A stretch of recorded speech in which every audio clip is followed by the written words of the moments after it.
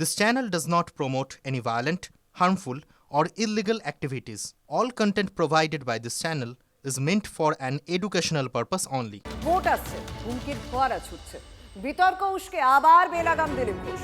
তৃণমূল নেতাদের অফিস থেকে বের করে রাস্তায় ফেলে পেটানোর হুঙ্কার। ডানকুনিতে গৃহসম্পর্ক অভিযানে বিজেপির উপর হামলার অভিযোগ। প্রতিবাদ সভা থেকে তৃণমূল কাউন্সিলর সূর্য থেকে হুঁশিয়ারি দিলীপের, পাল্টা দিলীপকে জোকার বলে কটাক্ষ ছিল। আমার মনে আছে এই চণ্ডীতলার মোড়ে এই শয়তানগুলো আমার গাড়ি আজকে ঢিল মেরেছিল, লাঠি পেটা করেছিল, কিন্তু দিলীপ ঘোষ চুপ করেনি। আজকে তাদের বুকে পা দাঁড়িয়ে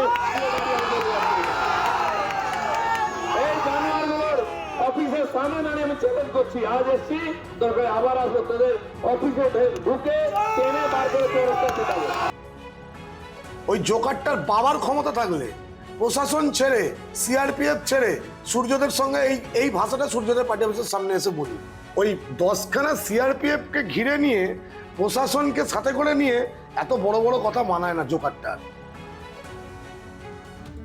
দেওয়াল লিখনে এবার বদলের হুঙ্কার, তার সঙ্গে বদলার হুঙ্কারও।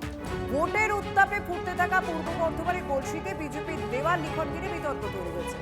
বিজেপির দেওয়াল লিখন ঘিরে রাজনৈতিক চাপানোতর এখন তুঙ্গে। ভোটের দিন ঘোষণার আগে জেলায় জেলায় দেওয়াল লিখন চলছে। দলীয় প্রতীক, স্লোগান লিখে দেওয়ালে প্রচার শুরু শাসক বিরোধী শিবিরে। তবে গলসির উচ্চগ্রাম বাস স্ট্যান্ডে বিজেপির দেওয়াল লিখনে লেখা বদলা হবে, বদলও হবে। হিংসার রাজনীতি করছে বিজেপি, তোপ তৃণমূলের। আমরা দেওয়াল লিখতে যাচ্ছি, দেওয়াল লেখাতে বাধা দিচ্ছে। আমরা যদি এই মুহূর্তে শক্তভাবে না দাঁড়াই, যদি সাধারণ মানুষের কাছে না আমাদের বার্তা পৌঁছাতে পারি, আগামী নির্বাচনে আমাদেরকে ভোট করতে দেবে না তৃণমূল। সেরকম মেন্টালিটি নিয়ে চলছে। এর জন্য আমরা ওনারা যদি আমাদেরকে মারতে আসে, আমরাও ছেড়ে কথা বলবো না। ওই জন্য আমরাও আগাম বার্তা দিয়ে দিচ্ছি, আমরাও তৈরি আছি। নির্বাচনে কোনো ঘোষণা হয়নি, তাতেই বিজেপি দেয়াল লিখেছে এবং সেখানে বদলার কথা ঘোষণা করছে। এ থেকেই প্রমাণ হয় বিজেপি হিংসার সহিত রাজনীতি করে। বিজেপির এই হিংসা ছড়ানো রাজনীতি তীব্র নিন্দা করছি।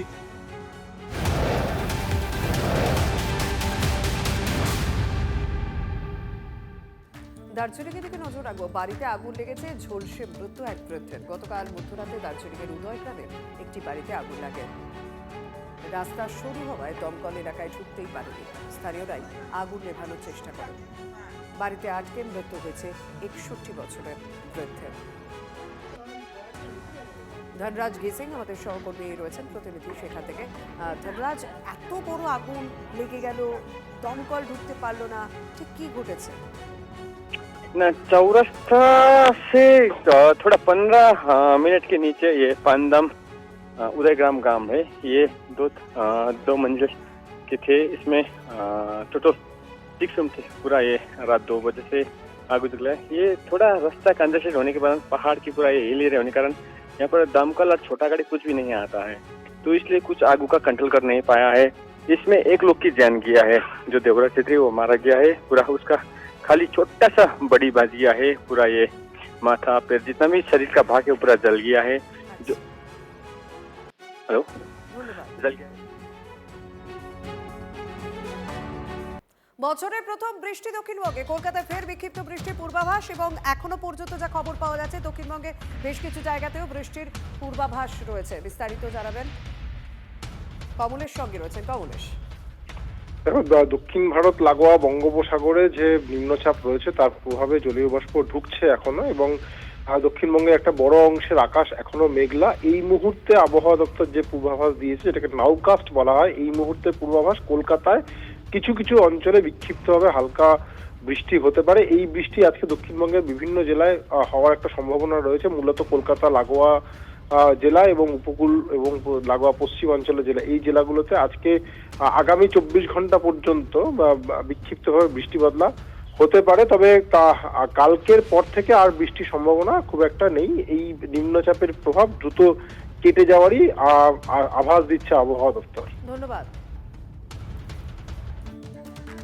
সাত সকালে মাউরালপুরে বড়সড় দুর্ঘটনা, নিয়ন্ত্রণ হারিয়ে দুর্ঘটনার কবলে মিলিটারি ট্রাক। সায়েন্স সিটি থেকে পার্ক সার্কাস যাওয়ার পথে এই দুর্ঘটনা ঘটে। আহত হয়েছেন এবং তাদের মধ্যে একজন তাদের মধ্যে দুজন গুরুতরভাবে জখম হন। গাড়িতে করে এখানে গিয়ে যারা যাচ্ছিলেন তারাই সেই সমস্ত যে জওয়ানরা ছিলেন তাদেরকে নিয়ে গিয়ে স্থানীয় যে এখানে হাসপাতাল রয়েছে সেই হাসপাতালে তারা নিয়ে যাওয়ার চেষ্টা করেন। বলা যায় যে সম্মতিক্রমে যে ভাগ্য ভালো থাকায় বড়সড় দুর্ঘটনা অর্থাৎ কিনা কোনো প্রাণহানির আশঙ্কা এখানে হয়নি। ক্যামেরায় মাখন পাত্রের সঙ্গে কৌশল গঙ্গোপাধ্যায়, টিভি9 বাংলা, কলকাতা।